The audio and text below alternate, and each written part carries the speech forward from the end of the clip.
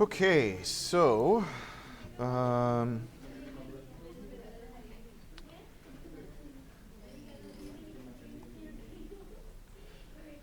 in last week's episode,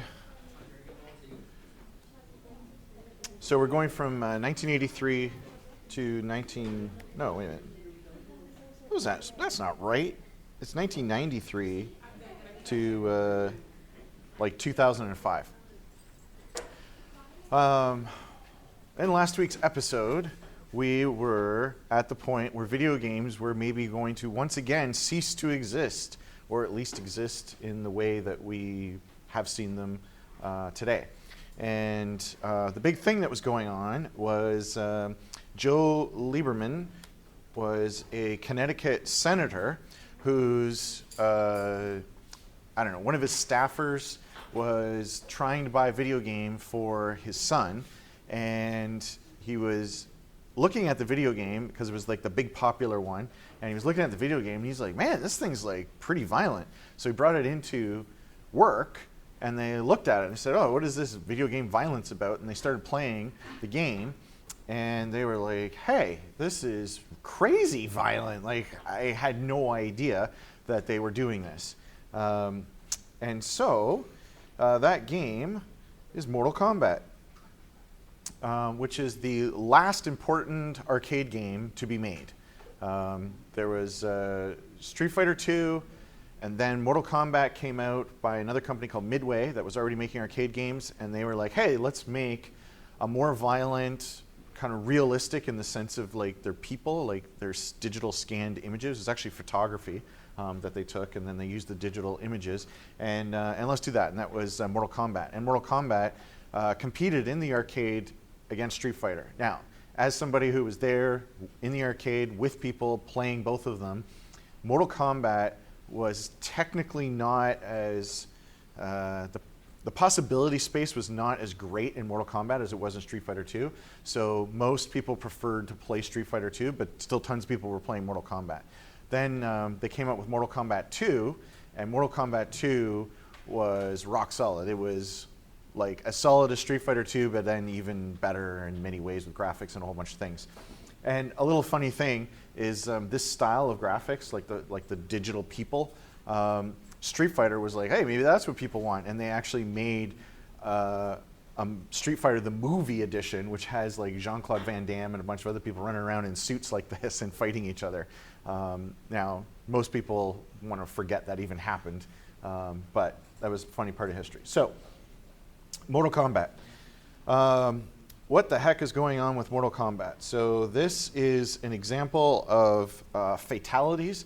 So in Mortal Kombat, you are two fighters fighting against each other, and once you defeat your opponent, he's kind of dizzy for like a second or two. And in that second or two, if the player knows some crazy combination of like up, up, down, down, left, left, up, down, punch, punch, block, if you know that code, you can like punch it in real fast and humiliate your opponent. And one example of this is Zero. Oops. Okay, and then he rips out off his head. Sub-Zero wins. Flawless victory. Fatality.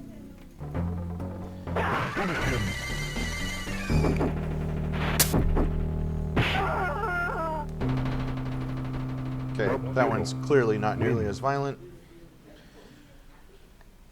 So these fatalities were a whole new level of graphic violence that we had never seen before. Here it is on the Sega Genesis. Okay. That wasn't like that exciting, obviously. Okay, so what was that? Can you do it again?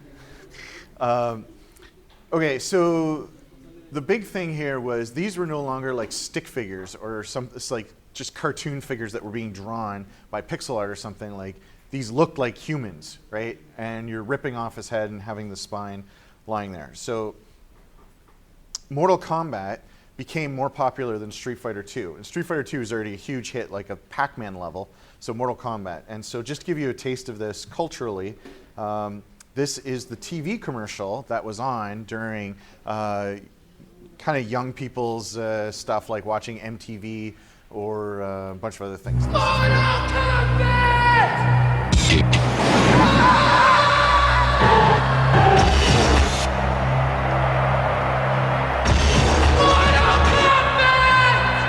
Okay, so everybody of my age remembers that yell, that Mortal Kombat yell.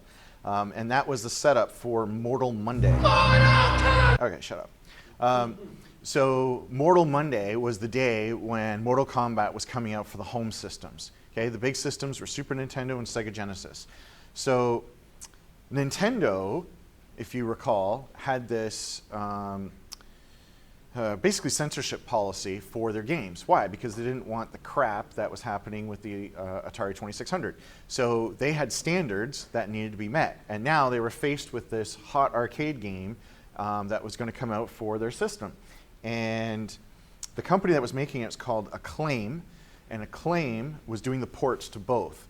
And Nintendo finally decided no blood and no fatalities.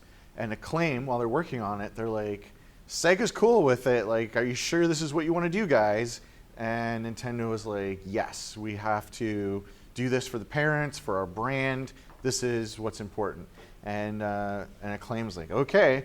So Mortal Monday came, and they sold 6.5 million cartridges of Mortal Kombat.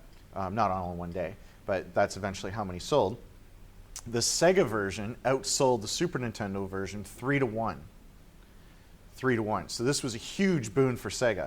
And I'm sure Sega Genesis systems were being sold because you could get the full arcade experience of Mortal Kombat at home. Super Nintendo owners were offended that this game was changed significantly. A little bit like Pac-Man. It's like, what are you doing changing the arcade game? Like, you can't sell it as an arcade game and then change it. There's one thing if it's technical limitations, like, oh, you don't have as many colors, sprites aren't as big, something like that. But it's another thing, like, you're taking out chunks of the game. This blew my mind as I was researching this. Parents wrote angry letters to Nintendo not to censor their children's entertainment. I have no idea what parent on this planet, and apparently multiples, that are like, how dare you take out skull-ripping decapitations from my child's game? Like, anyway. Now, there was no ratings board or anything like that for these games, but Sega was already targeting the older generation. Their idea with the Sega Genesis was, hey, you had a Nintendo in 1985 when you were 6 years old, and now it's 1993 and you're 16. We have the grown-up system, okay? Nintendo's for babies, and Sega is for grown-ups, like adults, young adults, cool people, movie stars, whatever, okay? So Sega, they created their own rating system, and in their rating system, they rated Mortal Kombat as teen, like 13 plus. And the way that they did that was by not putting in the blood and violence unless you put in a secret code. So if you knew the blood code, then you could press like things on the controller, blah, blah, blah, blah, blah, and then it would unlock the full arcade experience, okay? So this is like a sneaky way of selling it to 13 plus instead of 17 plus, and you will see people continue to do that to this day. So Nintendo was losing, so they decided to increase the public outrage around this, right? So Nintendo already has their policy. They don't have a bad version on their system. They have the good, clean version on their system. So let's get the public really mad at Sega and these crazy guys making Mortal Kombat. Sega's position was, hey, games aren't for kids. Games are for teens and adults. And Nintendo just continued to hammer Sega and went to Senator Lieberman and said, we will help you any way that we can. What would you like? Because they knew that if some legislation was coming down, if there was censorship or ratings boards or anything, that would hurt Sega, and it wouldn't affect Nintendo at all because they are already doing it themselves. Okay, so any way that we can help. And Sega said in their defense, hey, we have a rating system. In fact, everybody should follow our rating system. It's a really good rating system.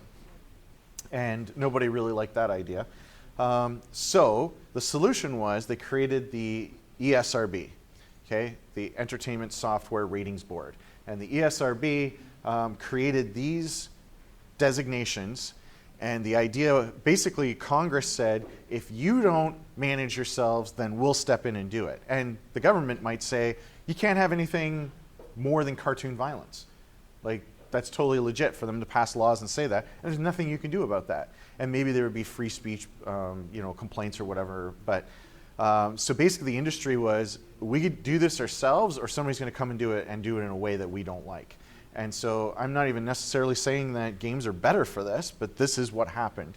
And so you have these designations. So early childhood is like your really young kids, educational stuff. E for everyone is just your regular game like Mario, that there's nothing going on there. Maybe you're like jumping on some heads of some Koopas or something. And then the E10 plus is, maybe it has things like Spelunky, where you're using a whip and hitting snakes or something like that. Then the teen is most shooters that don't go really violent. Like, I'm pretty sure that Call of Duty doesn't have blood and stuff in it. Call of Duty, oh.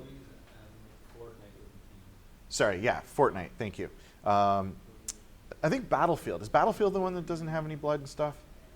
No, Battlefield's definitely. Okay, they've since changed that. There was a time where Medal of Honor was the EA first-person shooter, and that one was no blood, and then there was the other ones that were blood. So anyways, that's what teen is. And then mature, M17 plus, pretty much anything goes. Rockstar is continuing to increase the possibility space as to what qualifies as 17 plus in terms of sex, nudity, violence, language.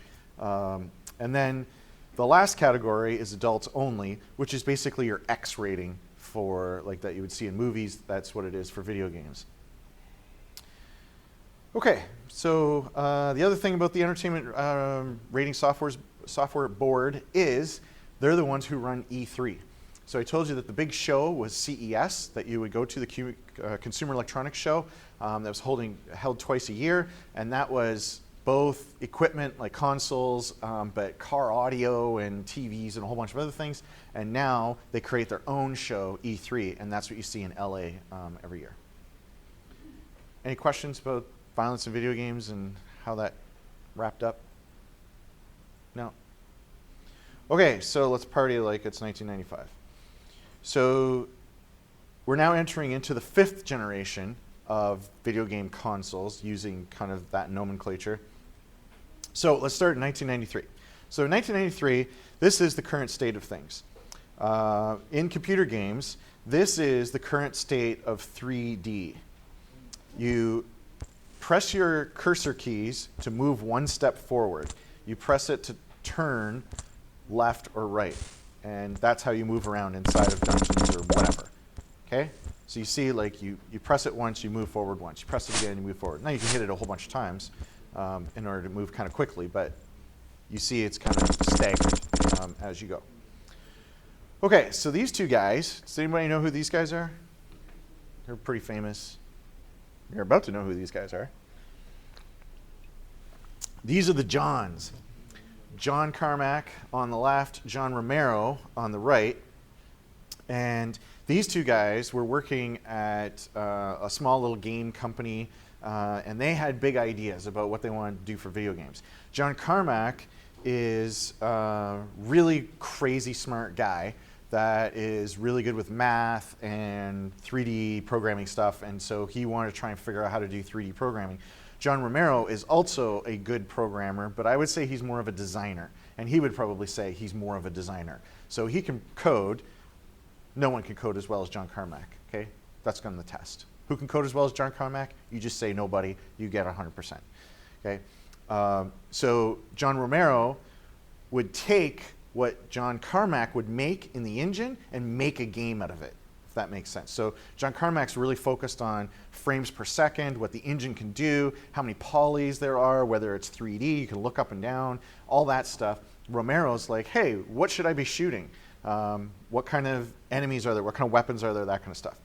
Okay, so up until this point, PC games could not scroll the screen.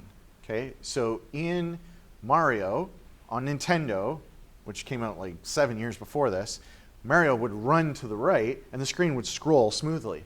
The PC couldn't do that. And John Carmack figured out a hack that allowed him to do that. And he was the first guy to create a computer game that had a scrolling screen going right, that didn't flicker and go all crazy. It was smooth scrolling. So then he decided to start playing around with what 3D could be, and he made this game called Catacombs 3D. It's got awesome CGI graphics. Remember those 4-color graphics? And look at how smoothly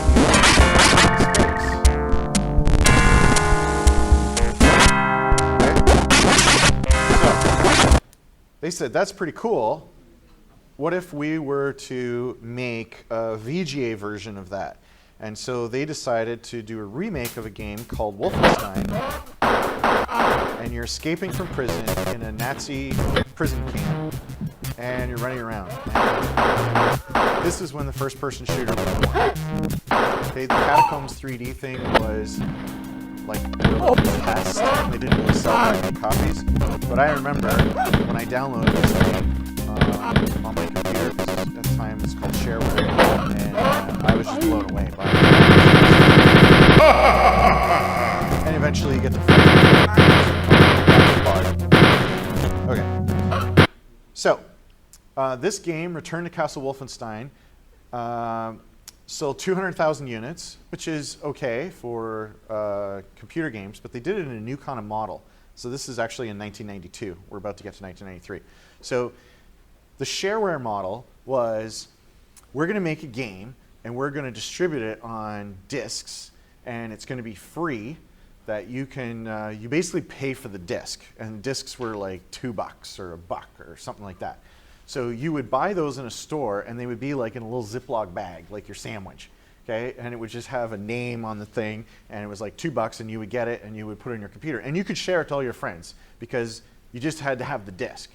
And after you shared it with people, and you wanted, and you played this, and you got, I think, 10 missions, 10 levels that you could play through, and you're like, hey, that was super fun, I want more, then you can buy the full game, okay? And this shareware model, they managed to sell 200,000 units through the shareware model, like not normal kind of distribution. And that was pretty incredible. Now, you see this exact same model implemented on your phone today, which is the in-app purchase. Okay, it's a lot smoother and easier. Back in this time, you had to send a money order or a check to id Software in Texas, and they would mail you back a code that you could put in, or a disk that would then have the complete game on it. Okay, so the in-app purchase you see on your phone is simply the shareware model being implemented today. So in 1993, they released Doom. And Doom is really the thing that got the first-person shooter thing going. So here is the iconic first level of Doom that just blew everybody away. In Wolfenstein, all the ceilings were the same height. And now look, there's going up and down, there's stairs, there's large rooms. There's a lot more options as to what you can do.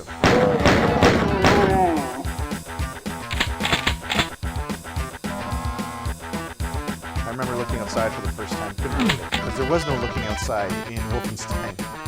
So that was really, really cool stuff. Okay. So this is Doom. There's a couple really big deals about Doom. The first thing is it was moddable. That meant that people could make their own levels of Doom using the Doom editor that came with the program. Okay? So you had these files called WAD files, and they contained everything. They contained the graphics, the levels, the sound effects, everything. And if you had a Doom editor, you could open up those WAD files and you could swap out and change anything you wanted. And you could go and create levels to your heart's content. And today, most of the level designers that are making your AAA games today started as Doom WAD level editors. And just distributing levels in high school with their friends and at college and whatever. Just making levels. That's what everybody was doing. Doom is considered one of the best games of all time. the best level design of all time, and it created this what's called run and gun kind of gameplay, which was you move quickly. The speed at which you move in this game is double to triple what you get in Call of Duty or anything today. And that was important to them for the feel they wanted. Basically the office of id had like 4 core people and like 2 assistant type people working on this game, and they sold 2 to 3 million copies of Doom. And that equated to about $100,000 a day in revenue. And John Carmack and John Romero, being owners of the business, not the only owners, they split it 4 ways, they were filthy rich all of a sudden.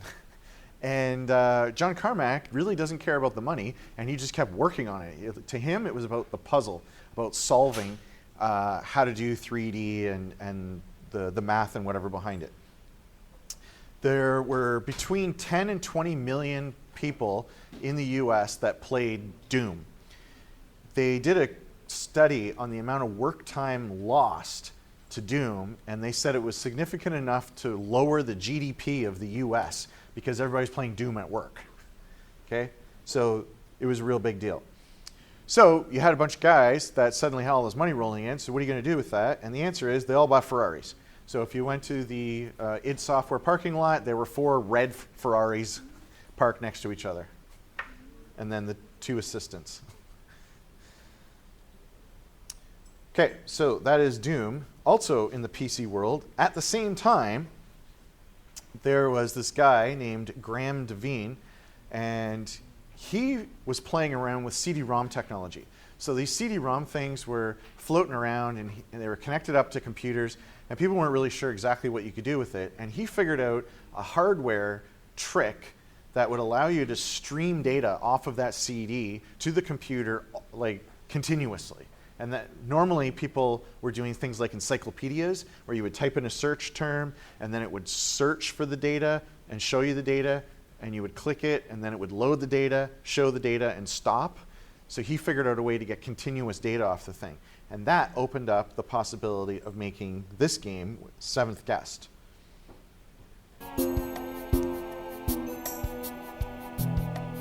This is the first Super VGA game. So this is a puzzle game where you're in kind of a haunted house and you're going through. And look at those graphics compared to Doom and Wolfenstein, right? Like, it's pretty amazing what they were able to pull off. So what the heck are you doing in this game? You would go and find a puzzle like this. You click on the puzzle, and now this is the streaming where it's taking a pre-rendered animation and showing it out to the screen.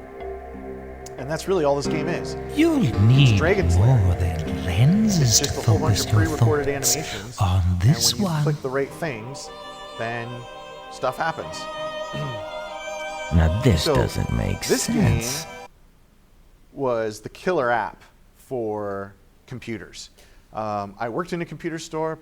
I was selling families new computers. They would come in. They would drop $2,000 to $3,000 to buy a computer. Okay, today you could buy a computer for like $500, but it was $2,000 to $3,000. And we put this thing on the computer right at the front of the store, and we just kept running Seventh Guest, and people are like, I want to buy that. Like, that's how easy it became. It was like, hey, I want to buy a computer that can run that game. So they sold 2 million copies of this game, so huge numbers in PC. And Bill Gates called the Seventh Guest the new standard in interactive entertainment. Okay, now, ultra related to CDs is this guy. And I won't even ask you if you know who he is. His name is Ken Kutaragi. And he designed the sound chip on the Super Nintendo. So he is an engineer working at Sony, and he designs computer chips and other things, circuit boards and whatever, but he creates equipment. So when the Super Nintendo was under development, Nintendo doesn't create everything themselves. They go out to different companies, and they get a processor from here, and a sound chip from there, and a graphics thing from somebody else. And so this is the guy working at Sony that created the sound chip. Now he saw inside the R&D part of Sony this 3D chip that bunch of engineers were working on. Why were they working on it? Nobody knows why they were working on it. They had like no express purpose. It was just pure R&D. And they created this amazing 3D chip that allowed them to have like a human-looking face that could make expressions on it. And they were like, wow, this is really cool. And Ken was really caught up on this. And so he wanted Sony to create a console. So Sony went to Nintendo and said, hey, you can create a CD-ROM drive for the Super Nintendo, just like Sega did. And Nintendo was very interested in that. So now, I don't know how much you know about Japanese culture, but it is an honor-based culture, which means how you look or are perceived publicly is extraordinarily important. Okay? Your reputation, how people view you, is the most important thing. It's so important, they even have a special term for when you're disgraced, and you're disgraced, so you kill yourself. And you grab a knife and you cut your belly open, and that's the proper way to die if you've been disgraced. Okay? So, in Japan, Sony is making TVs, CD players, and camcorders. Okay, so they are like, I don't know, like Samsung or someone. Like they're just like making equipment that you use and stuff. Okay, and so Nintendo's like, well, maybe we can work with them in order to make this CD-ROM thing. And I was like, yeah, that sounds like a pretty good idea. So they were working together on it, and this thing was called the PlayStation, the Super Nintendo PlayStation. And the PlayStation, they were arguing over the rights to this thing in terms of how we're going to split royalties, revenues. Sony's idea was, hey, for every disc that is sold, we should get $5. And Nintendo was like, what, $5? That's crazy. Like, you should only have 2. And that's like the kind of arguing that they would have. Okay? So they went to reveal this thing at the 1991 Consumer Electronics Show. And Sony was going on stage first, and so they went on stage on the first day, and they talked about this PlayStation thing and how great it was going to be, and they were happy to be partnered with Nintendo over this. And the next day, Nintendo takes the stage and says, we don't know anything about that Sony thing. We're working with Philips. And it was like, what? Like, this is insane. What just happened here? So Nintendo basically got fed up with arguing with Sony and just dissed them in front of the whole world. And that was insane. Sony went after Nintendo, and Nintendo said, yeah, we will stick to our agreement, and the agreement is that we will pay you X dollars for every CD that is made for the Sony PlayStation. So you can go right ahead and deliver your Sony PlayStation. We're just never going to release it. And if we never release it, then you're never going to make any money on the software. Okay? And that's why they decided to go and work with Philips, because they just didn't like those terms. And so Sony was really, really mad. And they said, fine, we're going to go take this technology to Sega. And Sega, maybe we'll make a console with Sega, like a dedicated CD-based console instead of like an add-on thing. The president of Sega America held this meeting between Sony and the Japanese president of Sega. And after that meeting, the president of Sega says, these Sony guys don't know anything about video games. I don't want to work with them at all. Okay? In fact, he even called it a stupid idea. That's the little quote. Why would we want to do this? So Ken is stuck. He's the guy who's been championing this Sony PlayStation for Super Nintendo thing. And now what seemed to be going so well is about to be canceled, and he's going to like go on and do other things, work on the next camcorder or something within Sony.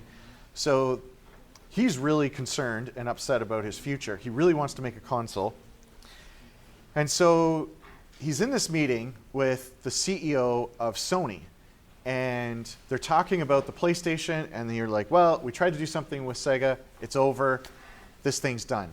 And Ken Kutaragi looks the president in the eye and says, are you going to let Nintendo disrespect you like this? And he starts working at him and making fun of him, and he's saying they've humiliated us. We need to fight back. And the president of Sony stands up, slams his hand on the table, says, we're going to stick it to Nintendo. We're going to make our own video game system. It's going to be the greatest system the world's ever seen. And that's how the PlayStation came to be. You have a question? You're just amazed? Okay. So that's how the PlayStation project got full financial support from all of Sony. This became their lead thing that they were going to make. Okay, so back in computer land, there is this game called Alone in the Dark. And Alone in the Dark is a Lovecraftian kind of horror story, 3D survival game. And this thing sold 2.5 million units.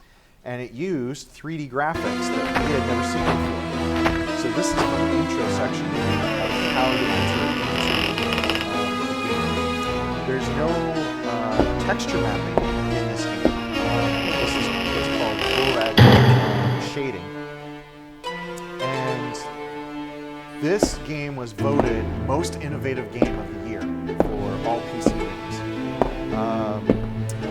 It's listed as top 25 most influential games of all time.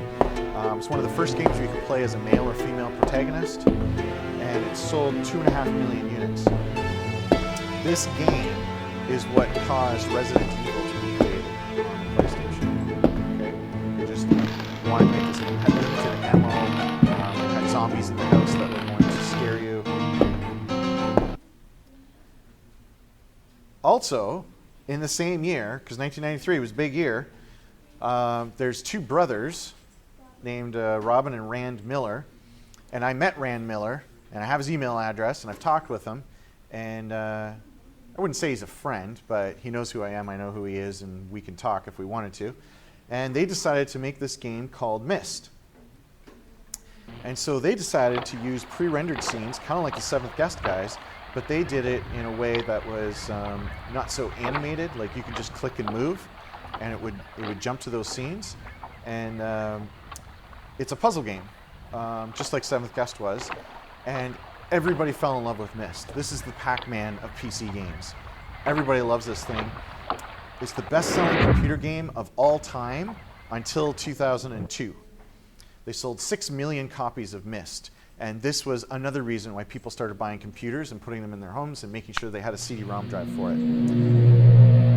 They have licensed a theme park based on Myst. They've licensed a TV series, which Amazon's currently working on, and a film based on Myst. There are 6 games in the series, and this helped really bring puzzle games to be like the big game in PC. Very recently, like a few years ago, they wanted to re-release all of the Myst games as like a what was it, 20-year anniversary or 25-year anniversary? I think it was in 2018. And they raised $2.8 million in order to re-release all 6 of the games in one pack. So Myst was a very big deal. Okay, so 1994. In the console world, you have Super Nintendo with their cartridges, and you have the Sega CD, which is streaming stuff and making some full motion video. And the Super Nintendo is looking pretty old. And so there are 2 brothers in the UK that create this game. And it's called Donkey Kong Country.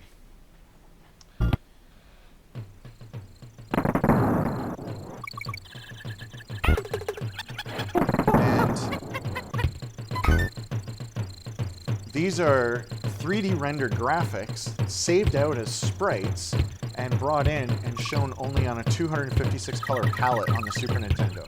And this thing looked amazing compared to like the pixel art hand-drawn stuff of everything else.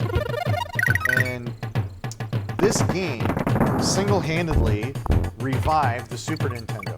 Remember, Sega Genesis was outselling Super Nintendo 4 Christmases in a row. This year, Super Nintendo outsells Genesis because of this game.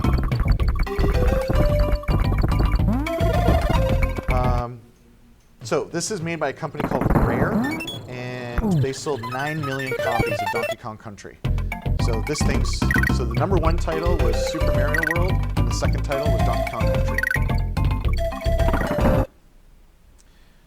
So over in Sega Land, Sega's decides, we're starting to lose to this new game. We want to do something about that. The next console that's coming out is called the Sega Saturn, and the Sega Saturn is not going to be ready to hit market this year.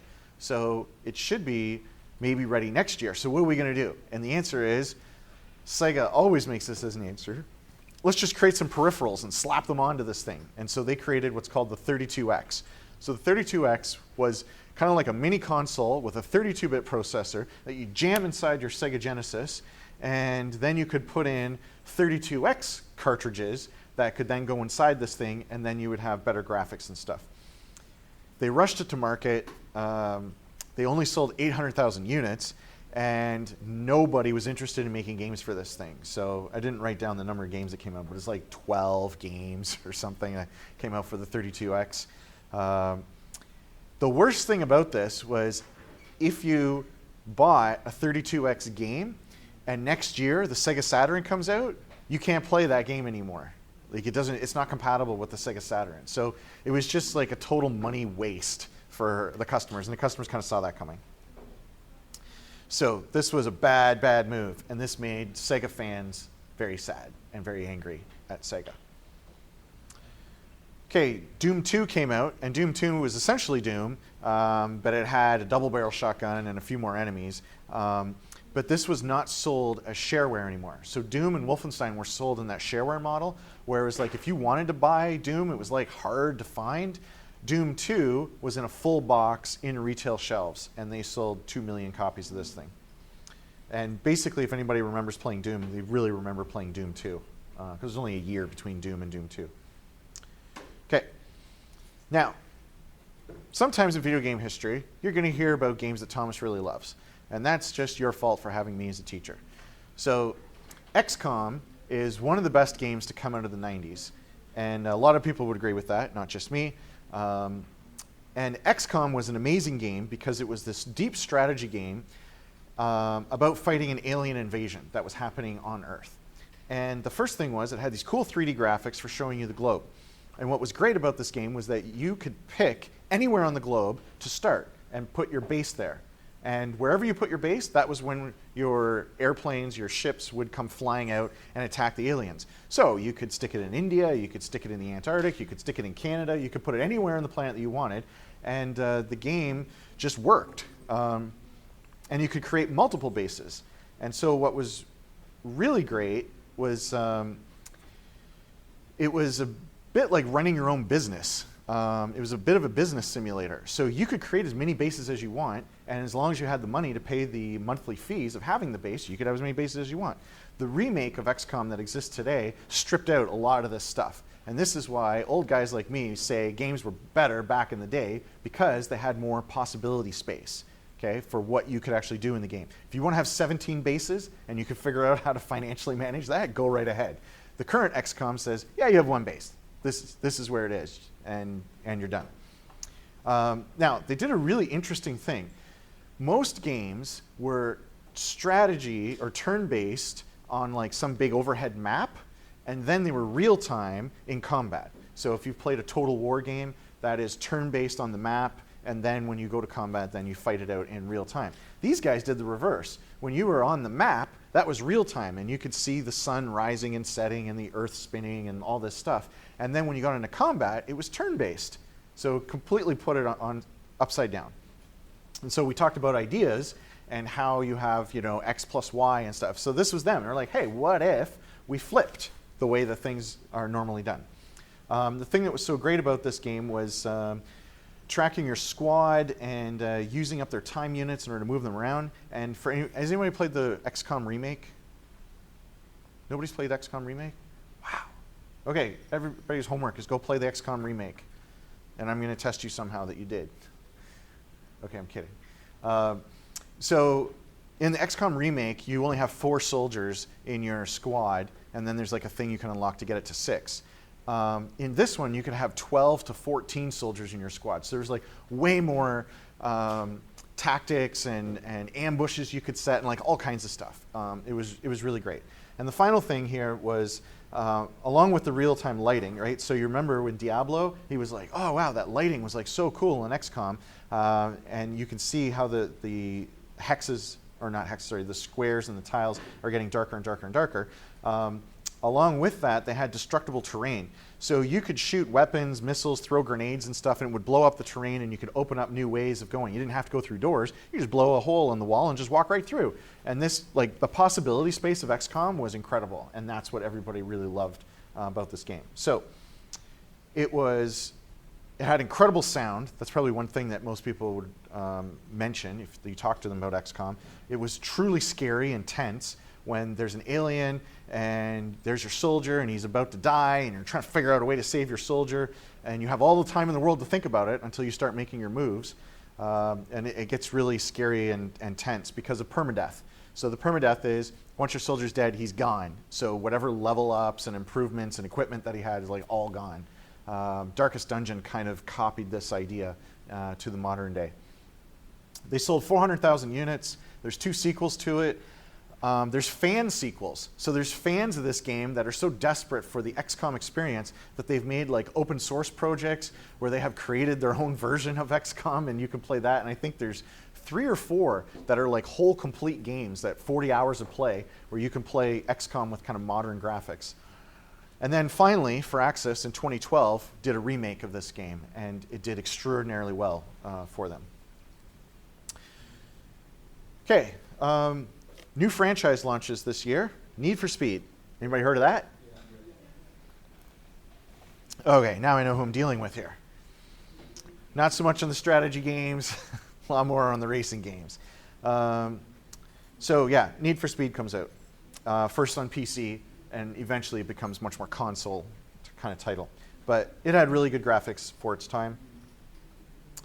Another one that's important, especially in strategy, is this game called Master of Orion, or in short form, Moo. Okay, that's what we call it. And it created what's now called the 4X game genre, which is explore, expand, exploit, and exterminate. So explore is you fly around the universe looking for planets. You're exploring the universe and seeing where there's planets that are habitable. Expand is you colonize these planets and you build ships and you have armadas of ships and you put them in different parts of the universe to protect your territories.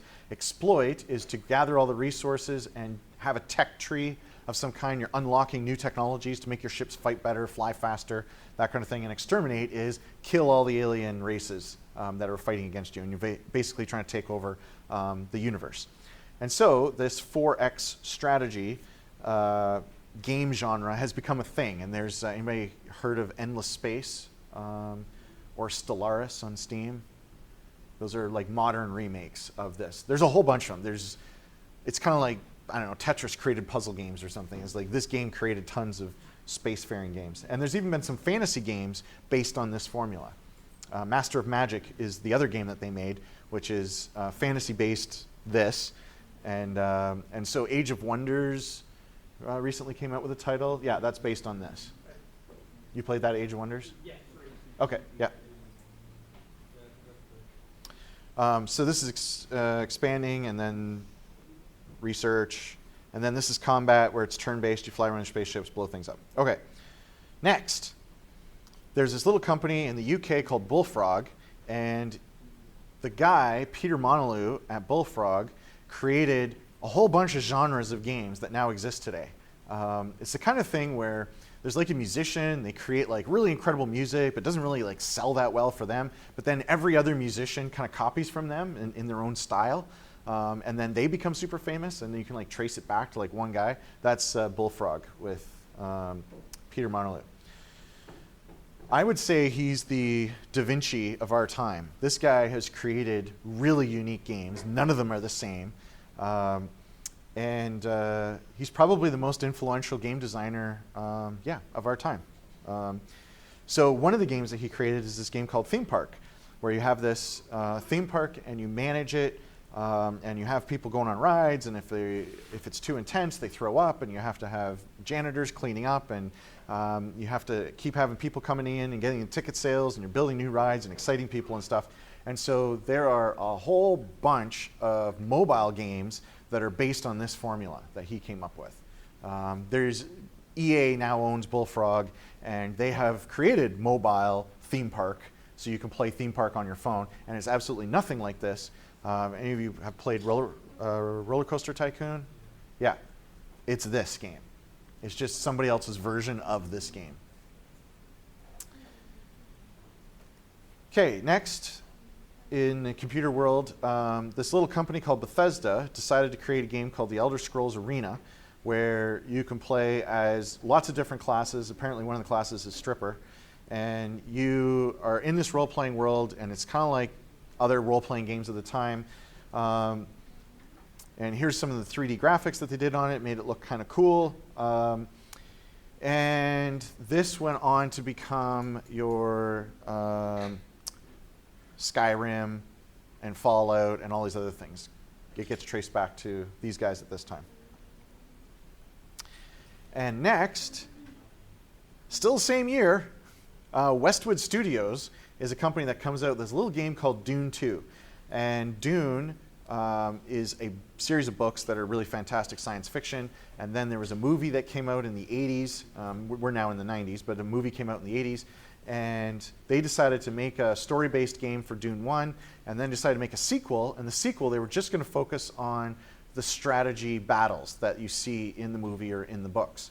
And so this game had you on this planet of Arrakis, and you would harvest spice, which you would then sell for credits, and the credits allow you to buy armies, and you have a mini-map there, and you can move them all in real time. And that was the big innovation of this thing, was you were not moving units on a turn-based map. You were clicking on a guy, he's like, yes, sir. And then you click somewhere else, and he's like, on my way. And then he just starts moving over there. And if he encounters any bad guys, then he starts shooting at them right away. Okay? So this is the birth of real-time strategy games. This company, Westwood Studios and Dune 2. There's a little-known company called Blizzard that saw Dune 2 and said, hey, that's fantastic. Let's take Dune 2 and combine it with Lord of the Rings. Okay? It's your X plus Y formula. Remember how important that was? That's basically every game that is innovative is doing that. That's why I taught it to you. So they created Warcraft. And Warcraft was the same thing, but instead of having one resource of spice, they had two resources of wood and gold. And you had little guys, little orcs and humans, and they would fight against each other. And it was cool, and it was super fun, and everybody loved playing it. So it was Fantasy Dune 2. Okay, in 1995, Westwood Studios says, oh yeah, well we're going to make a modern version because we've already done the sci-fi version, and then these Blizzard guys went and did the fantasy version, so now we're going to do a modern take, and that's the game Command & Conquer. And Command & Conquer was an awesome game that has, wait for it, 22 sequels. This is an insane franchise. 22 sequels and expansion packs to this game. Okay? For 9 years straight, there was a new annual release of Command & Conquer.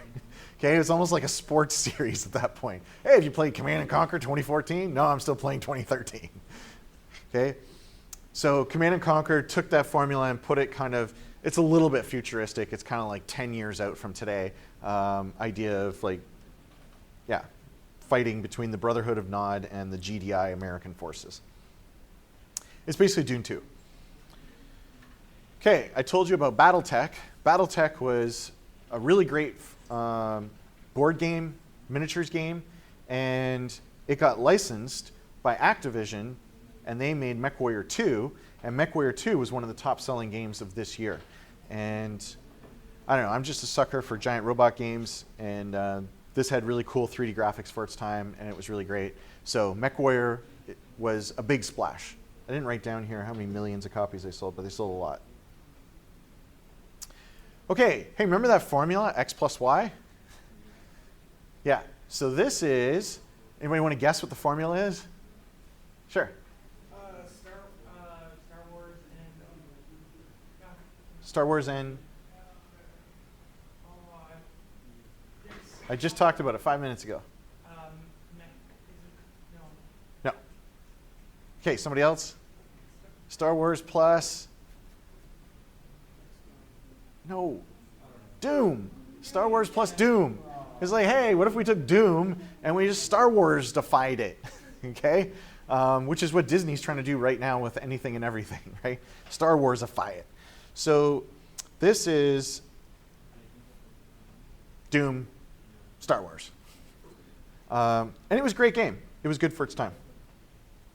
A lot of people love playing that. Okay, so 1995, Sega gets their act together and they finally get the Saturn out. And it has two 32-bit processors. They did not do the cheating thing of the Atari Jaguar by calling it 64-bit, by adding them together.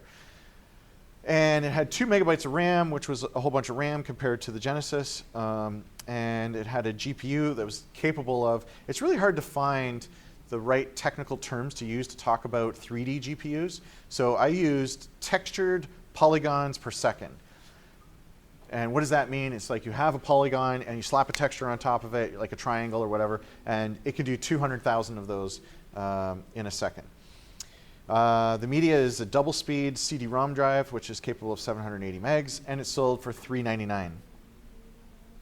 And they sold 9.26 million of these. So they did fairly well, but nothing close to the Genesis. The Genesis was in the 30 million range. Okay, so this was super popular in Japan. They sold 200,000 in the first day in Japan. And then it was like, oh man, we got to make more of these things. And so they decided, let's wait for this Sony thing, this Sony PlayStation thing to come out before we release more. I'm not really sure what the plan there was, artificial demand or something, but anyway, that's what they decided to do.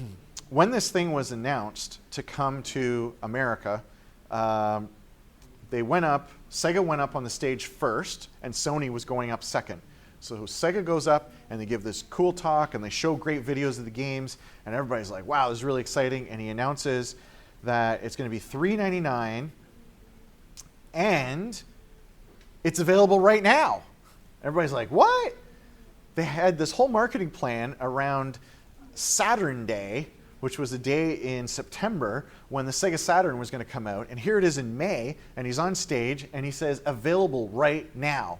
And everybody's like, what? And so then they go and find out that 4 chains had pre-shipments of the Sega Saturn. There were 4, not just stores, but chains. And that really ticked off all the other toy buyers, okay? So if you were one of the 4 chains that didn't get the early release in May, you got really mad. Like, how dare you skip over me and sell it to these guys so that I have to compete against them with nothing? And so what was supposed to be this big hurrah moment ended up turning super negative to the point where Best Buy and Walmart refused to carry Sega products going forward. Oops. That kind of backfired. So Sony takes the stage after Sega, and they were like blown away by the fact, like, holy cow, this thing just was like supposed to be announced and now it's actually out. Like, what are we going to do? So in the like 2 minutes that the person has to decide when he goes up on stage, what am I going to say? He's got his whole slide deck and whatever. He goes up on stage, he leans down to the mic and he says, $2.99, and walks off stage. And everybody's like, what? It's $100 cheaper than the Sega Saturn and everything. And so everybody decides to wait. And that kills sales of the Sega Saturn basically from the first day it's announced to when it comes out. So the Sega Saturn was really hard to program for with these 2 processors. Like, it sounds maybe like a good idea with something, but it's not. It's really hard to program for. So people didn't really want to work with it. And since they didn't really sell very many units, like most of those units were sold in Japan, that they couldn't really get publishers for it, and then if you couldn't get software for it, then why would you want to buy one? And so in the end, Sega discontinued it after being out only 2 years. Okay, it sucks to be a Sega fanboy. That is the lesson. So the big game on the Sega Saturn was this thing, Virtua Fighter. Virtua Fighter was in arcades, and it introduced 3D fighting. So basically the Street Fighter formula in 3D, X plus Y.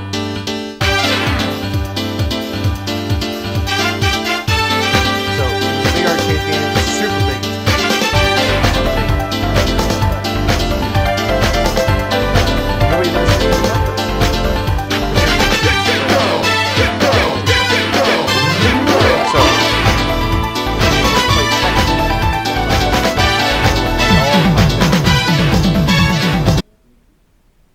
Another big game for this was this Panzer Dragoon. Nobody had ever seen a game like this, and basically nobody's seen a game like it since. It's like really different. It's like a weird shooter where you fly in a dragon that apparently has a giant spike. But what was great was the graphics.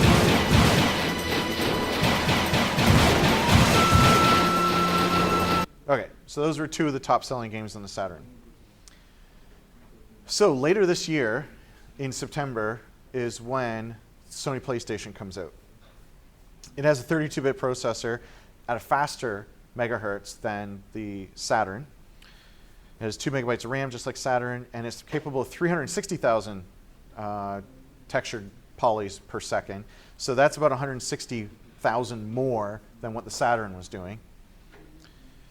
2 times CD-ROM was exactly the same, and the price was $299. That was the killer, right? It was like, well, if I'm going to buy a new system, this one's $100 cheaper. They sold 102 million of these things. This is the top-selling console up until this point.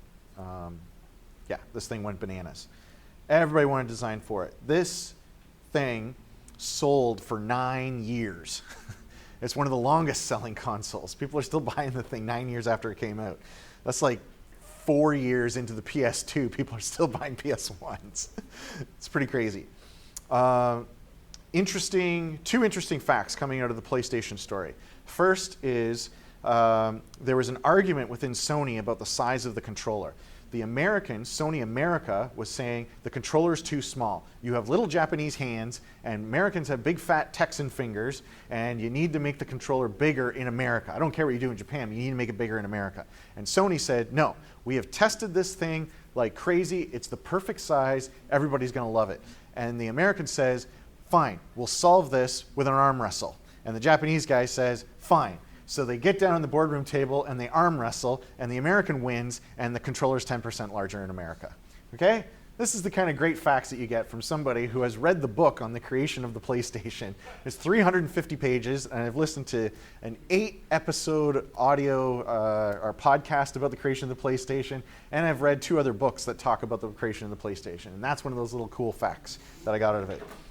The second thing is that Ken Kutaragi is this incredible engineer, and he knows a secret, which is that electronics always become easier or to make and therefore cheaper to produce. If you design it in a certain way where, do you remember with Steve Jobs and hey, if you do it in less than 75 chips, they'll give you like this bonus, right? And Steve Wozniak was like, okay, I did it in 30, and then nobody could actually make it. Well, it's the same deal where Ken Kutaragi designs the PlayStation so that it's easy for them to improve the number of chips that are on the thing.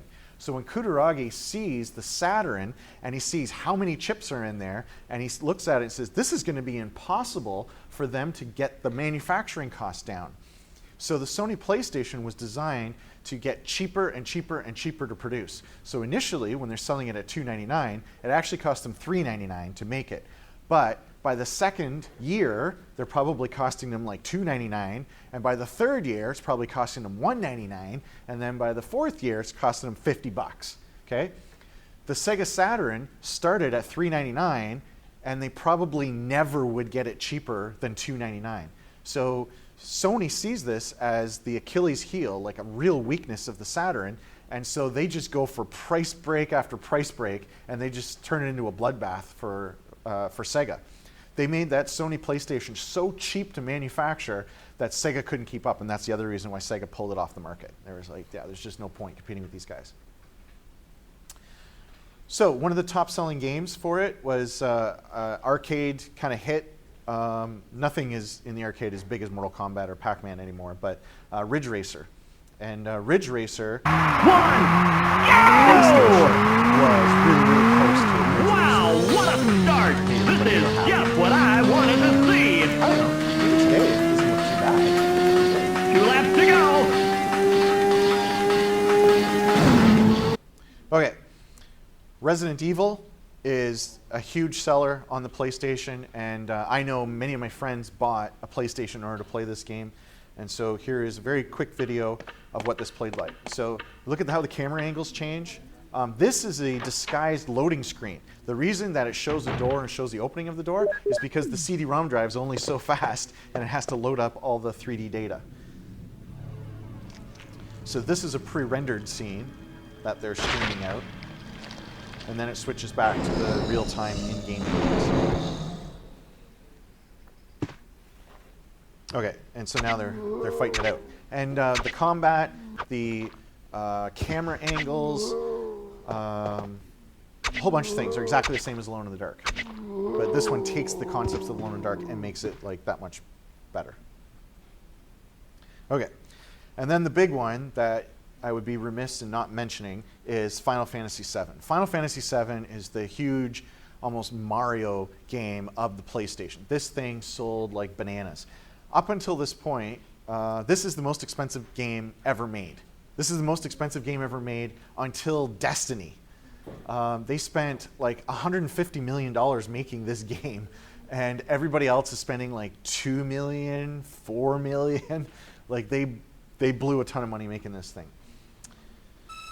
And the intro begins with pre-rendered scenes, and this was the greatest graphics we'd ever seen. It's pre-rendered, it's just like a movie, but still, Square was phenomenal what they were able to do with the pre-rendered scenes.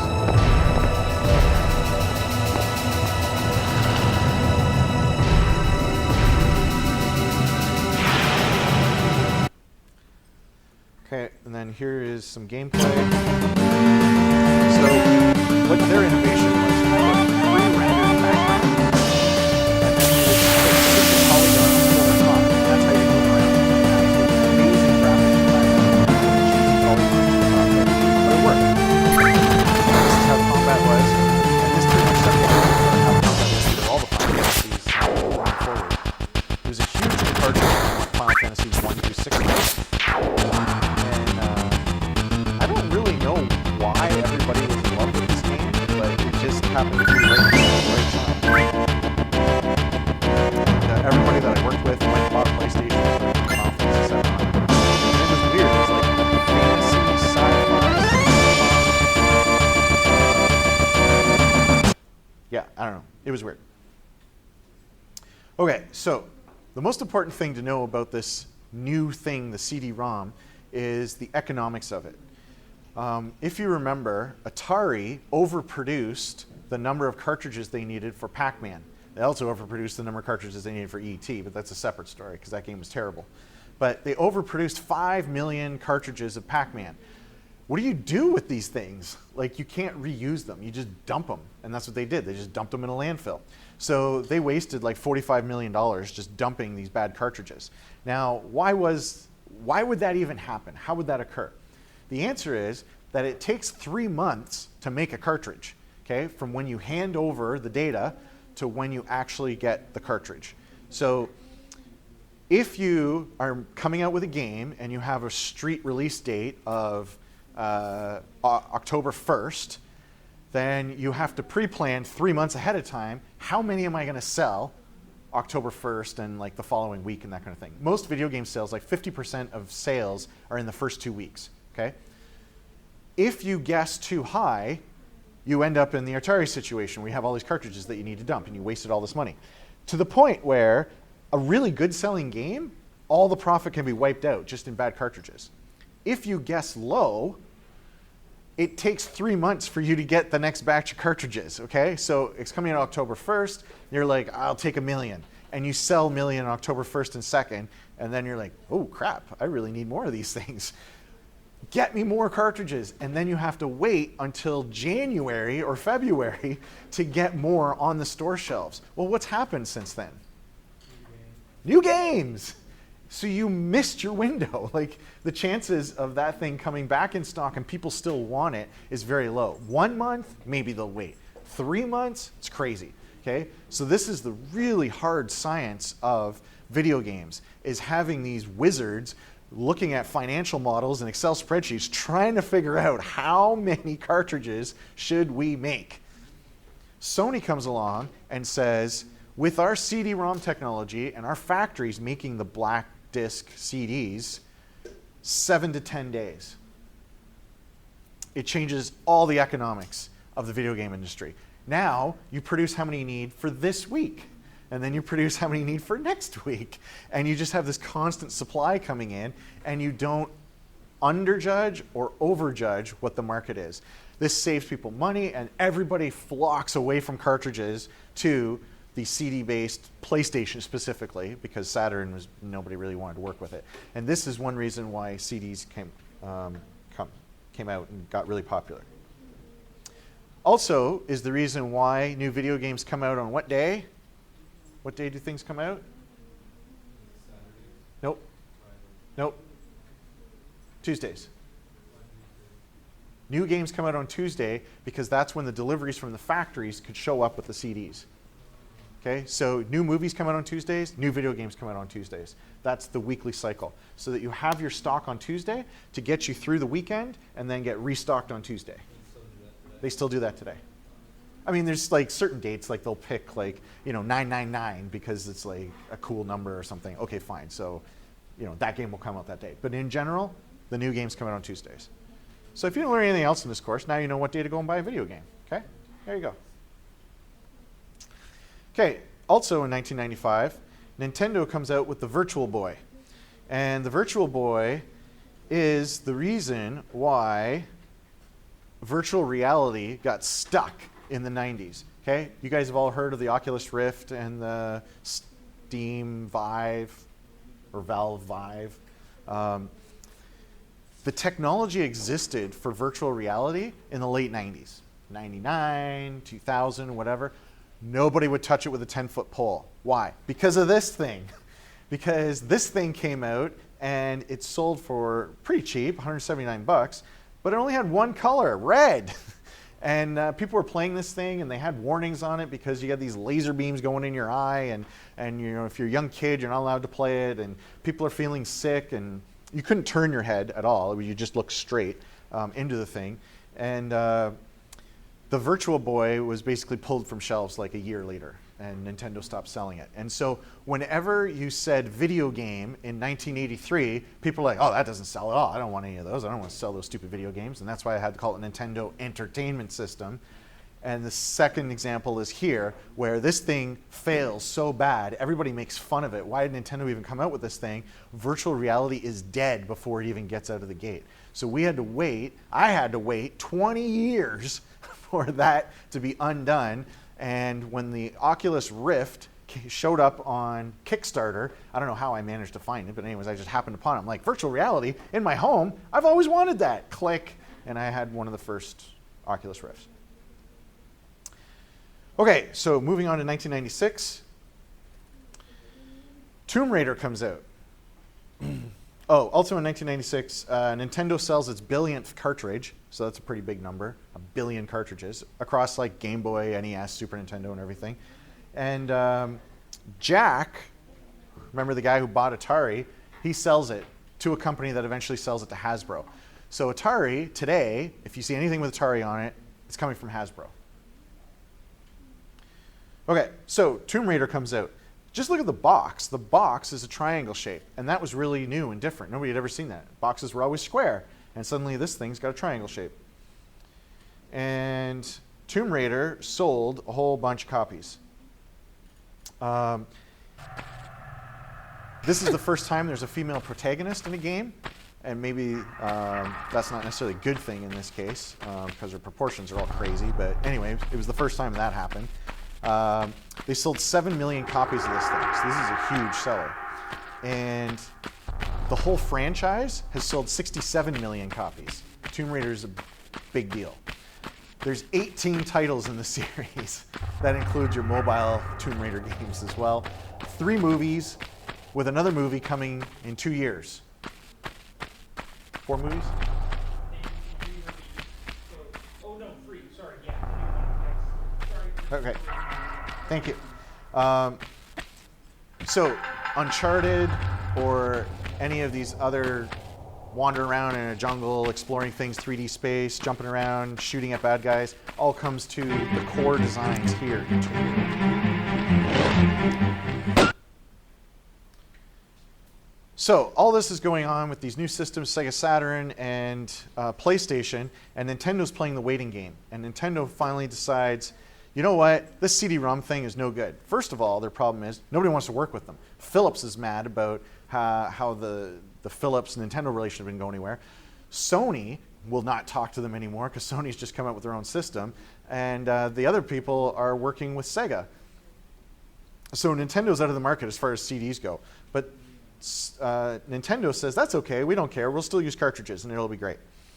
They come up with the first, well, I guess, the first real 64-bit system. So they call it Nintendo 64. And it had 4 megabytes of RAM. I don't know why I got a K in there. Do you remember what the GPUs were capable of before? It was like 200,000, 360,000. This thing's 1 million textured polygons a second. That's crazy powerful. 64 meg cartridges, which is a lot for a cartridge. It's not 780 megs like the CD-ROMs. And they sold it for $199, which was a nice cheap price. They only sold 32 million, which is more than the Sega Saturn sold, but really everybody just wanted a PlayStation at this point, and then maybe you also had a Nintendo 64.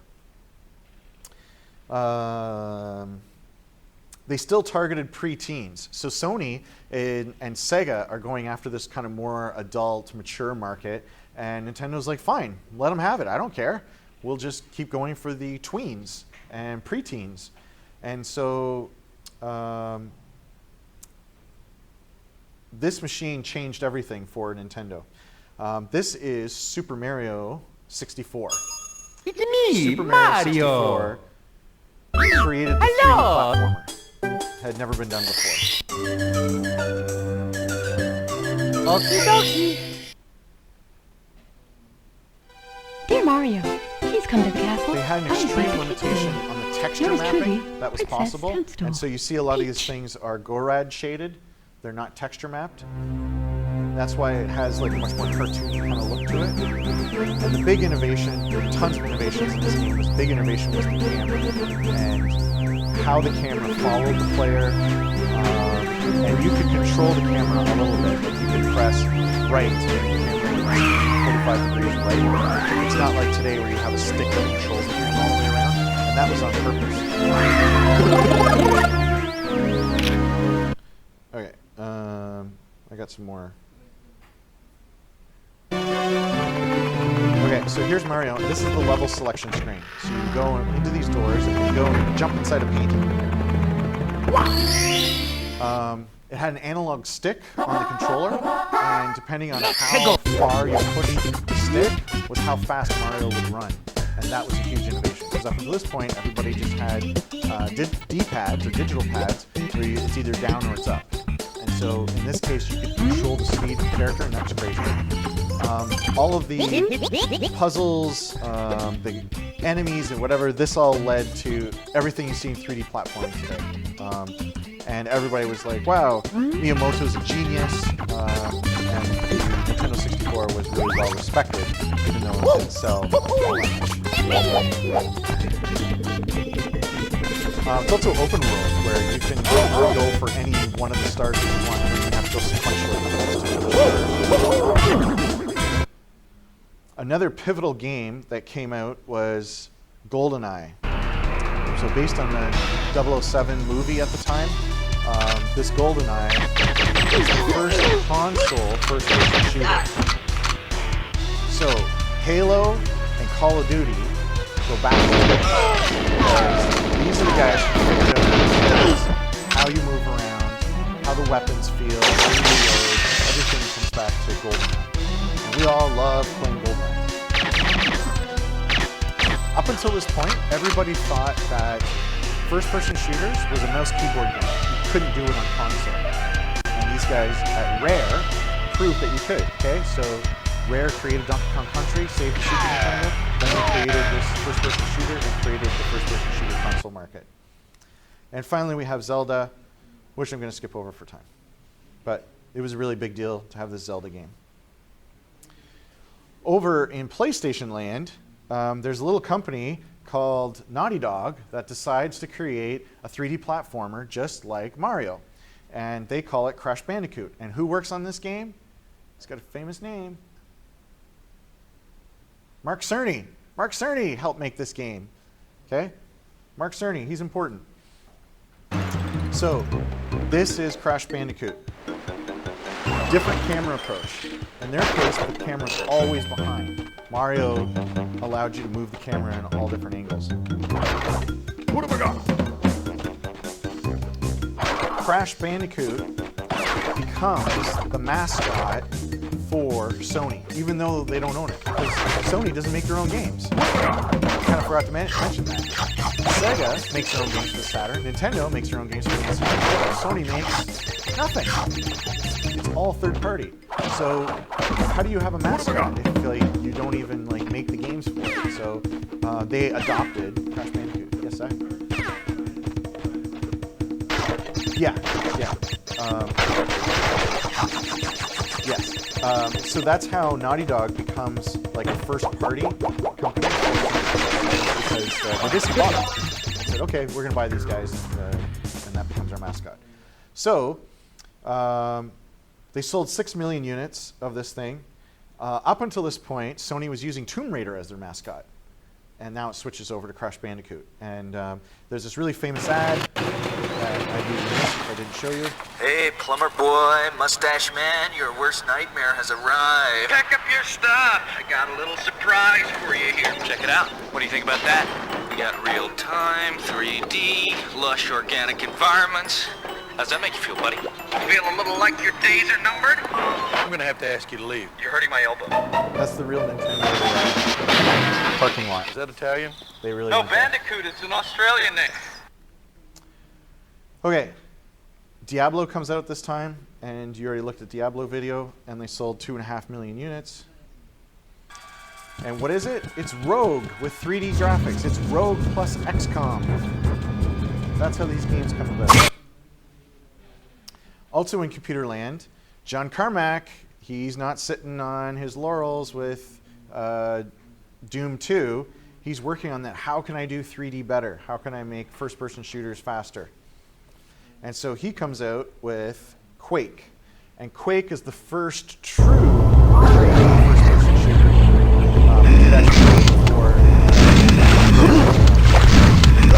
But you see how we're looking down here? That had never been done before. The textures are really brown. So that's enough of that. Okay, this is the point where 3D accelerator cards start to become a thing for computers. Okay, up until this point, you bought your computer, it had what's called a VGA card, and that was it. You just kind of went on from there. And now, with these 3D games like Quake coming out, it was like, hey, if we had better hardware specifically for 3D, then we could get some better graphics. So this company called 3DFX created the very first 3D accelerator for PC called the Voodoo. And the Voodoo was phenomenal, and everybody loved it. And the killer app for it was Quake. And so over on the left is what's called software rendering mode, so just regular VGA mode. You can see like how pixelated it is. And over on the right is how smooth everything is because of the 3D accelerator, what the chip is able to do with bilinear filtering and a bunch of other things. So you get way more colors, way smoother, way nicer. Here is the software version, really super pixely, not a lot of colors. And then here it is with 3D acceleration. And then here's two more showing the software versus the Voodoo. NVIDIA wasn't really a thing at this time. Their cards kind of sucked. And so the big thing was 3DFX. The other big company was ATI, which was a Canadian company in Richmond Hill. And ATI really did a good job at fighting against NVIDIA. And eventually they got bought by an American company, and they're not Canadian anymore. Eventually 3DFX made some bad strategic blunders, and they failed. And that's why you don't hear about 3DFX anymore. Okay, so 1998. We have this guy. Does anybody know who he is? Hideo Kojima. And he created a really famous game called Metal Gear Solid. And this is the first stealth action game that comes out on PlayStation. So you play a Solid Snake, and you are trying to get around the stacks. You're able to put them in a sleeper hold and drop them. And the big thing about Kojima games is they are very cinematic. Snake, there's an elevator there you can take up to the ground. They had voice acting. You'll just have to wait for the elevator to come down. Camera angles. You better hide somewhere. All very cinematic. Because what do game designers want to do? Make movies. So they sold 6 million of those things. Okay. This is the year when Pokemon comes to the US. And we already talked a little bit about Pokemon. There have been sold 300 million Pokemon games across 76 titles. That's a lot of titles. Maybe you didn't know this, but Nintendo owns Pokemon. Did you know that? Yeah? Okay. I was arguing with somebody, and they were like, no, it's owned by somebody else. And I was like, I'm pretty sure it's Nintendo. Okay. So it's owned by Nintendo. There's a company called Game Freak that actually created Pokemon, and then Nintendo basically did a joint venture with them, and it's called the Pokemon Company, and it's owned by Nintendo. Yes, sir? Isn't Game Boy also owned by Nintendo? Game Boy? Yeah. Yeah, it's totally Nintendo. Okay. Yeah, yeah. Because I was like, yeah, no, it's Game Boy game. Because I thought they're from around like, that's Game Boy. It's owned by. Yep. Okay, also this year, StarCraft comes out. So this is Warcraft in space. Okay, so there's your X plus Y again. Now, the thing you need to know about StarCraft is they changed the angle, right? So before it was top down, and now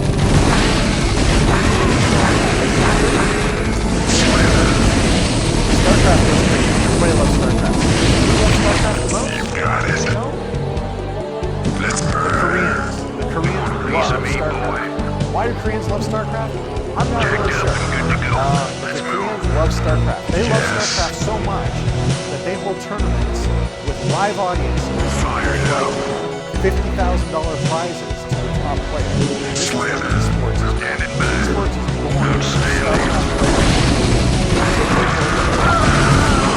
Forces are under attack. You got my attention, Commander. Go, go, go. Fired up.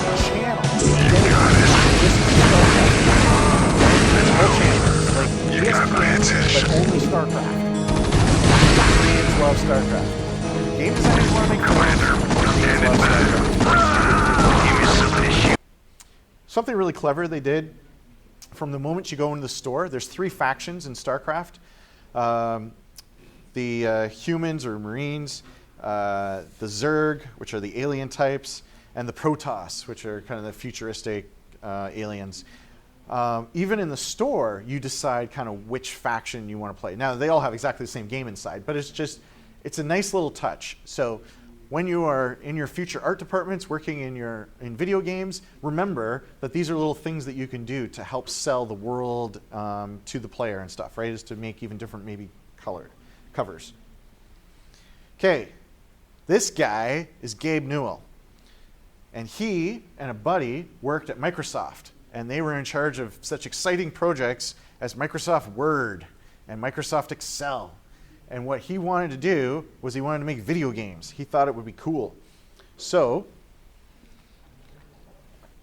he and his buddy both retired from Microsoft with their stocks and sold their stocks in Microsoft, and they both had $1 million, and they put $1 million into a bank account, so they had $2 million, and they said, I want to make an X plus Y game.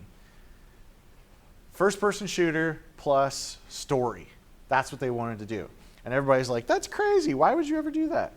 And what they did was they hired modders. Remember what I said about Doom? How you could like make all these levels and stuff? So he's like, well, I'm going to hire all those modders out there and bring them in. Companies today still hire modders. That's a way to get into the industry. It's just by modding the game. If you made an amazing mod to Civilization, chances are pretty good you go work at Firaxis and actually work on Civilization.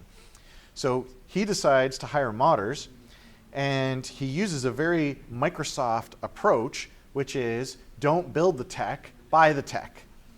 So Microsoft Word, for instance, wasn't even created internally. They just bought something and turned it into Microsoft Word. So he buys the Quake engine from id Software and starts modifying it and making something new. So he starts asking all these what ifs.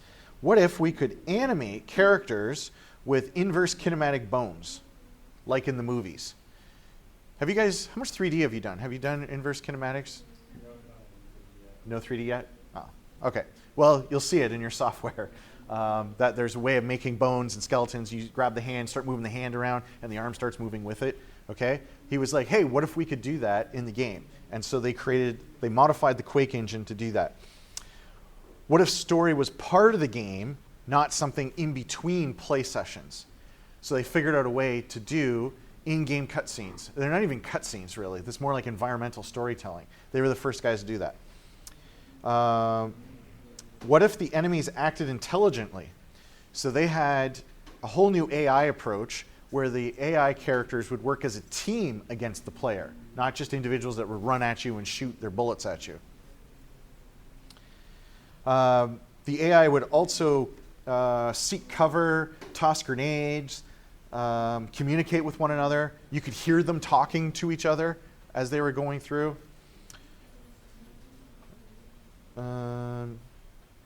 And finally, what if there was no loading screen between levels? That was another big what if. So they figured out a way to have one giant map, and as you moved through the map, it would stream in the future parts of the map you're probably going to go to. So it is possible to get a loading screen in Half-Life, but in general, you never saw a loading screen. It was just game, game, game, game. Just keep going.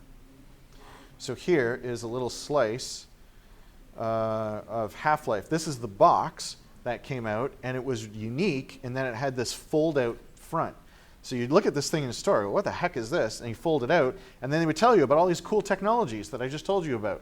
And that was the way you got educated in the store, because like gaming magazine, gaming websites was like not really a big thing. It was still like what was in the store. So here's the very, very beginning of Half-Life, and it was really mind-blowing. Good morning, and welcome to the Black Mesa Transit System.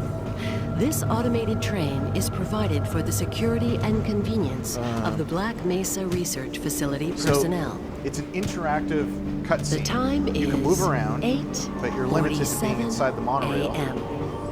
Current topside temperature is 93 degrees, with an estimated high and you can of look around and see what's going on. They would put things in the environment for you to find. The Black Mesa compound is maintained at a pleasant 68 degrees at all times. Half-Life sold 9.3 million copies. It's a Guinness World Record for first-person shooters. From level 3 dormitories and they built the mod tools Sector C right test into the source labs engine and control so that you could modify If your intended game destination is a high security area beyond Sector C, is this boring, you guys? You will need to return to the central transit hub in Area 9 and board a high security train. Okay, let's take a 2-minute break.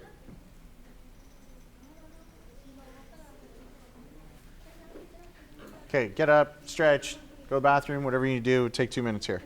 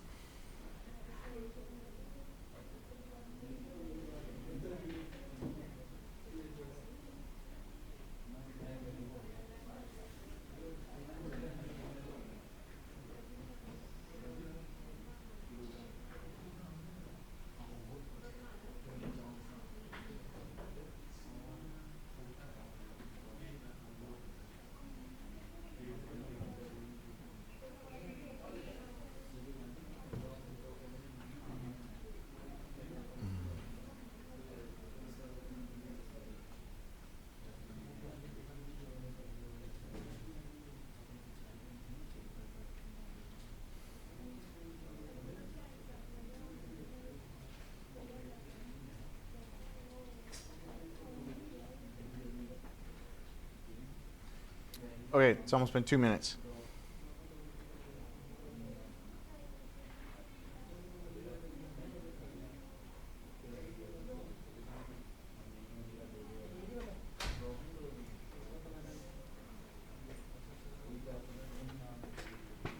Okay, let's focus. We got about 20 minutes left. Okay, now the 6th generation, 1999 2005, and you might start recognizing some things. Except for maybe this one, because this is the Sega Dreamcast. Sega Dreamcast, very innovative for its time. They worked with Microsoft in coming up with this thing. We were previously measuring GPUs with hundreds of thousands of textures per second. We're now into the millions of textures per second. Okay, so it's a big deal. Price is real low. Couple of big things about this thing was they chose to go with easier hardware design, so software developers had an easier time building for it. They learned that lesson from the Sony PlayStation. They chose for Microsoft to create their operating system. So Microsoft made a special version of Windows just for consoles. Okay, this becomes real important later, as you can maybe imagine. They were also the first people to introduce SegaNet, which is internet-connected consoles. They were the first ones to do that. So you could play a sports game across SegaNet against somebody else who had SegaNet.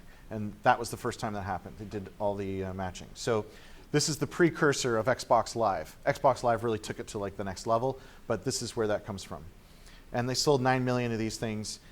And they had a really cool thing inside, which was this VDU. And the VDU had like a little controller and memory. And I don't know what was going on in their heads with this, but the idea was there were certain game designs you couldn't do because everything was public on the screen. So what if the player had a private screen where they could maybe choose football plays or something like that? And so that was the idea behind this. And just as an aside, it's like a challenge now for people to make games for the Sega Dreamcast VDU. So people are putting whatever on there, Pokemon and Space Invaders and whatever. They're like making things for this. This is like a weird mod thing. They had weird peripherals, like this fishing rod that went with the Pro Bass fishing. But the big thing that they did was they decided to make their own sports line. The really, really short version of the story is EA invested in 3DFX and the Voodoo. And EA both learned about it and owned part of the company. Sega Dreamcast was supposed to use the 3DFX graphics chip, and 3DFX was becoming a public company. When you're a public company, you're supposed to tell everybody about the contracts that you have so they can decide whether to invest in your company or not. So they published that they had a deal with Sega.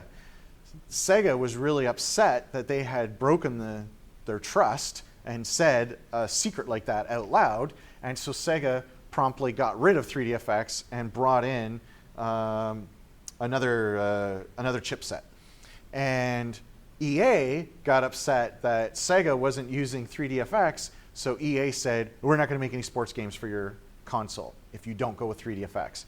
And Sega said, fine, and they went and bought this company called Visual Concepts, and they created the 2K games. So if you see 2K basketball, 2K football, that all comes from this, from Sega starting that out. Their basketball game is so good that EA actually stopped making NBA basketball games for 4 years. The Lakers will get the ball to start the game. They pass it underneath. The Raptors were the last ones to get a piece of it before it went out of bounds. That one got away from him, and it cost him the possession. Yeah. Bryant gets the first points on the board. Yeah. He is such a terrific ball handler. Oh, okay. Well, that's because Madden is cleaning up. This is an entirely different Watch kind of my game. report on Channel 42. Take her out! Don't worry, I'll take you out. Let's dance. Up, down, shoot, shoot, shoot. Up, down, shoot, shoot, shoot. Left, right, shoot, shoot. Left, right, shoot, shoot. Up, shoot, shoot, shoot. Up, shoot, shoot, shoot. Better than I thought. Dance Rhythm games from PlayStation VR. This game, Shenmue, cost $50 million to make. It's a truly epic game that was created by a team for many years in Japan, and it predates all the ideas that you see in Grand Theft Auto 3. So Grand Theft Auto 3 became a huge open world game and everything. Shenmue was the first one to actually do that. And here's just an example of like a little quick time event. It's full of a lot of quick time events. Yeah, but be careful when has a lot playing of in the voice road. acting and a huge sprawling city that you can go around in. And it was really cool. Wait for me. And they spent so much money making it that even though it sold well, they never made their money back. And finally, for the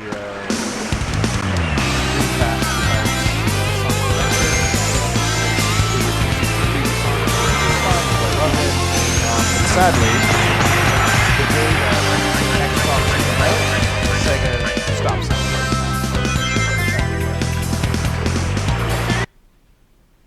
And a lot of those Dreamcast games are now being released for other platforms like PC. In 2000, from the guy who created SimCity, we have Virtual Dollhouse. That's what he called it. And he could never get anybody in the company interested in this game that he was working on. Will Wright was spending his whole life coming up with this Virtual Dollhouse, and nobody thought it was good. He changed the name to The Sims. Suddenly everybody in the company thought it was a great idea. So that's pretty funny. This is the #1 selling game on PC. It has sold 200 million units. 200 million units. Myst was the top seller at like 20, and now we're at 200. It's crazy. And if you haven't played The Sims, you should, because it's really good and really fun. And we're at Sims 4. The number of actual Sims titles, like the expansions, it's over 100, I think. Okay, so in 2000, Sony comes out with the PlayStation 2. So they did a couple of things here. They had another 32-bit engine. They put more RAM in it. We're now 2 to 4 million polys. The display is a 240p display. So you're probably familiar with 1080p. Well, this is how they started, a 240p. And the big thing that they had was a DVD player. So up until this point, everybody had CD-Rom. And Sony, who's busy in consumer electronics making DVD players, they decide, let's combine DVD player with gaming console. And they added in Dolby Digital and DTS sound, and they sold this thing for $299, and they sold 155 million of these things. This is the #1 selling console of all time, and it has 3,800 titles that you get for it. Yeah. So the Sony on there, is it called like the PlayStation 2 Slim or something? Yes, that's right. When did that one come out? That came out like the same year? No. I think it was about 2 years in, 3 years in. Yeah. I don't know for sure. That was like the first console I ever had was this PlayStation 2 Slim when I was like Yep. very young. The original PlayStation was backwards compatible with the PlayStation 1. And that was a big selling feature for myself, because it was like, hey, cool, put the new console in. I don't have to have the other one connected up anymore, but I can still play my whole library of games. Okay? Unlike Atari 2600, when they went with 5200, it was like, oh, it's totally incompatible. And people are like, screw that, I'll just buy someone else's. So that was really good for them. The big draw was the DVD player. At this time, you would buy a DVD player brand new for like $199. So it was like, okay, well, I get a console for like $100 more. Like, what a great deal. And I remember the day when I was at Future Shop with my wife, and I was in the store looking at the PlayStation 2. I was like, oh man, it sure would be nice to have one of those. And then we left. I don't even know why we went to the store, but anyways, we left. We were walking in the parking lot, and I was like, oh man, I wish I got that PlayStation 2. She's like, oh, well, I would have let you get it if you wanted it. And I guess she thought, because we were in the parking lot, like she was safe or something. And so I just turned her around and marched her back in the store, and we got a PlayStation 2. And we started watching DVDs that night. So that's how I got my first PlayStation 2, and it was great. But that was a killer selling feature to the wife. It was like, hey, look, honey, it plays DVDs. We can rent those from Blockbuster. Okay, so big games for the PlayStation 2 was this one, Gran Turismo. And you saw the previous graphics, but these are real-time events on the PlayStation. So the shadows, the lighting, the metal reflects, I would just show this to people. They would come over. Oh, we got a new game. Yeah, we show them. Pop in this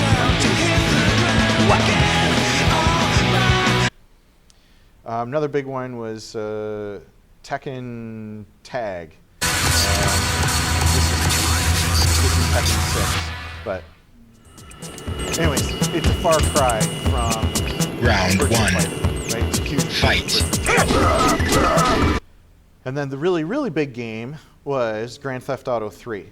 And we'll talk more about that when we talk about open world games. But Grand Theft Auto 3, these are all in-engine cutscenes. And we were just like, wow, this is insane. Even the motion blur effect was like crazy. Sorry, babe. I'm an ambitious girl. For some reason. Anyway. You're just smart. Okay, so that brings us to 2001, and Nintendo decides to finally get in on this disc thing, and they come out with the Nintendo GameCube. But instead of coming out with regular discs, like you think they should, they come out with 3-inch discs, 3-inch little tiny game discs. Okay, did anybody have a GameCube? Yeah, there we go. What was that? I don't have one, but I remember this. Yeah, and yeah, it was a good system. It was very underpowered, and that's because Nintendo basically said, screw what those guys are doing with their DVD players and 3D accelerator, blah, blah, blah. We're just going to make this little thing and sell this thing at a profit. So every time they sold a Nintendo GameCube, they made money. Every time Sony sold a PlayStation 2, they lost money. And so that's how Nintendo ended up getting super, super rich. So they sold this thing at $199. They didn't sell very many. It sold 21 million. And the big breakout hit on this thing was Smash Bro. Smash Bro Melee. Now, Smash Bro Melee is still played to this day because apparently gameplay mechanics are better than any of the current versions of Smash Bro. I'm not exactly sure why, but I have a friend who runs Smash Bro tournaments, and the only thing that's tournament worthy to the point where Nintendo made it possible to run this 8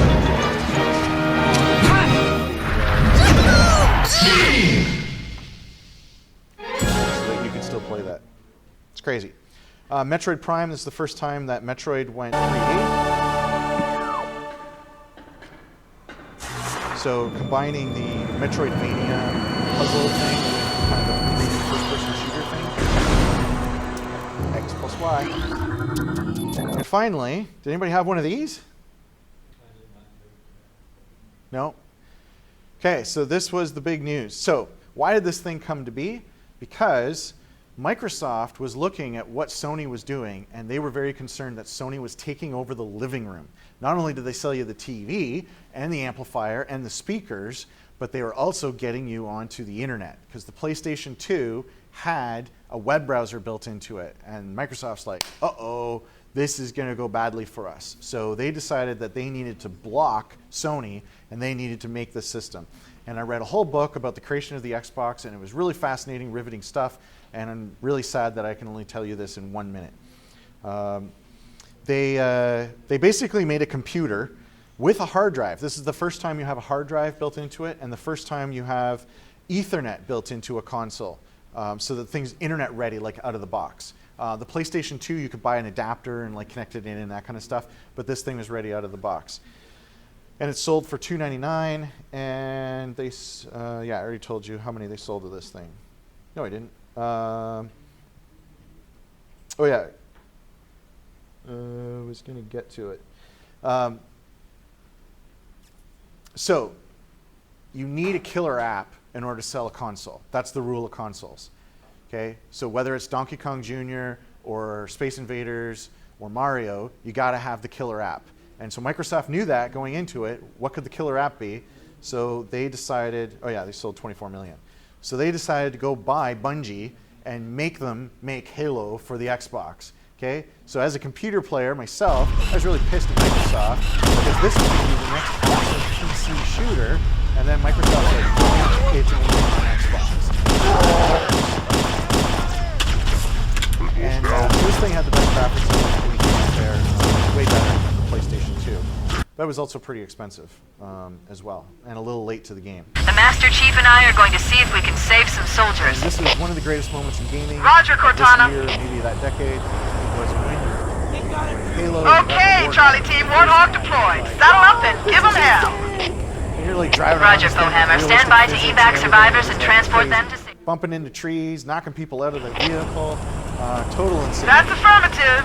Echo 419 staying on station. Bowhammer out. And that was an awesome one. They also later bought this company that made Fable, which was an awesome role-playing game for the Xbox. Really great graphics on it, even kind of like now. Come here, my little pumpkin. He is kind of an open world game simulator. Similar What? ideas. I was just More on the simulator side. And I didn't know this, but one of the killer titles was Mech Assault. Remember BattleTech? BattleTech is a big deal. Big robot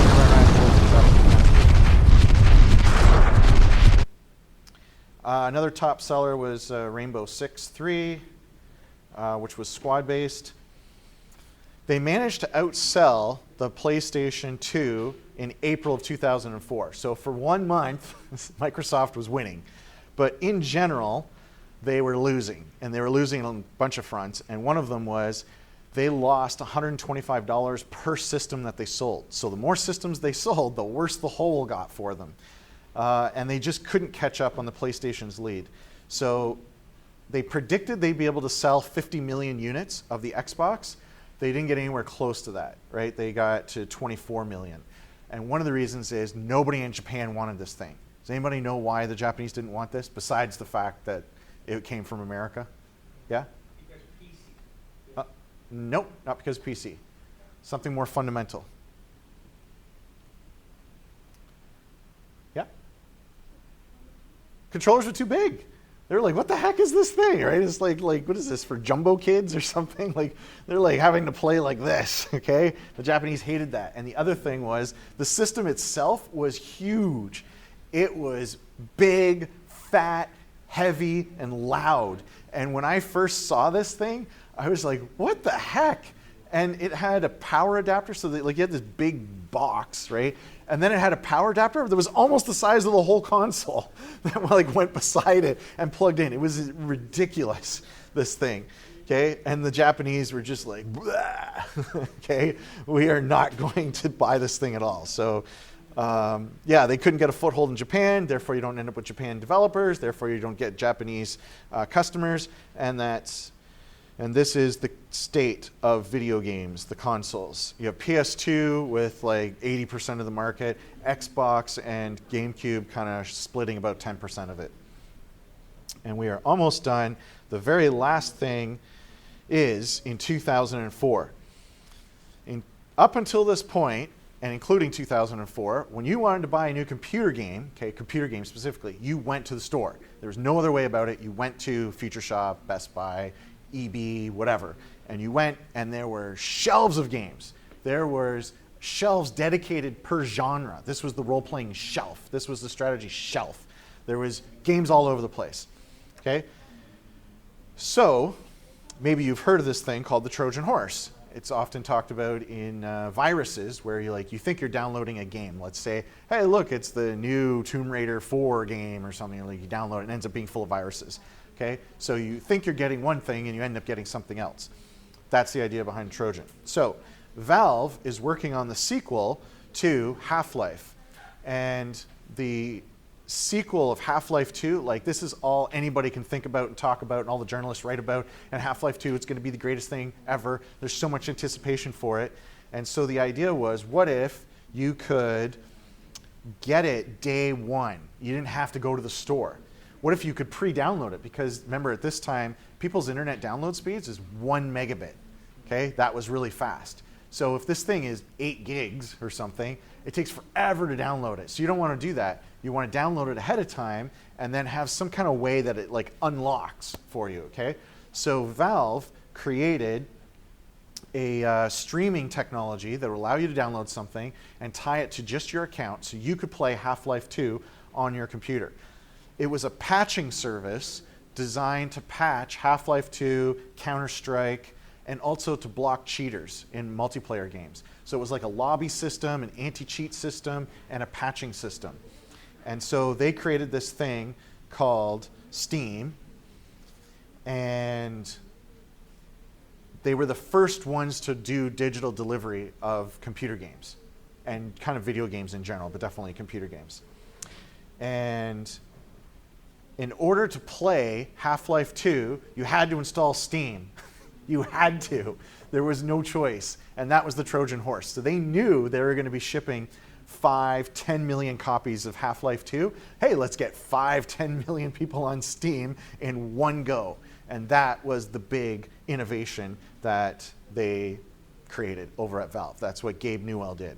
And Steam is now 90+% of the PC store market.